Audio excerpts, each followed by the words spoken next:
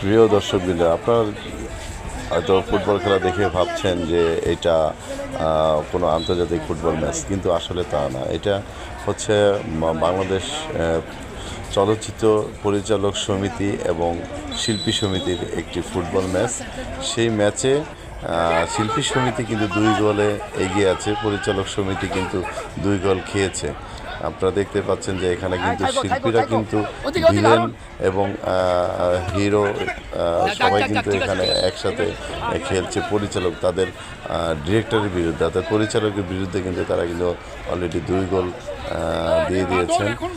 দেখতে পাচ্ছেন যে এখানে ভিলেন আছে, হিরো আছে এবং তাদেরকে যারা গড়ে তুলেছেন পরিচালক ডিরেক্টর যারা আছেন, তারা কিন্তু অলরেডি কিন্তু 2 গোল খেয়েছে।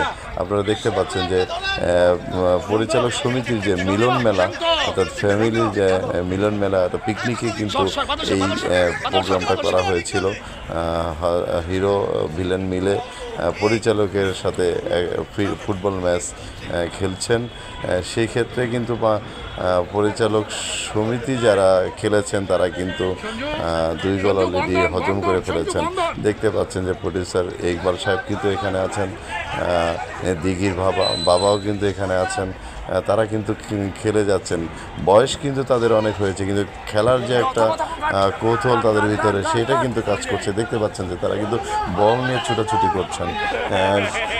আনন্দ মুহূর্তে কিন্তু তারা কিন্তু আজকে এই খেলা উপভোগ করছেন এবং পাশে অনেক দর্শক যারা দেখছেন তারা কিন্তু হিরোইনরা কিন্তু খেলাগুলো দেখছেন, উপভোগ করছেন, সবাই আনন্দ পাচ্ছেন।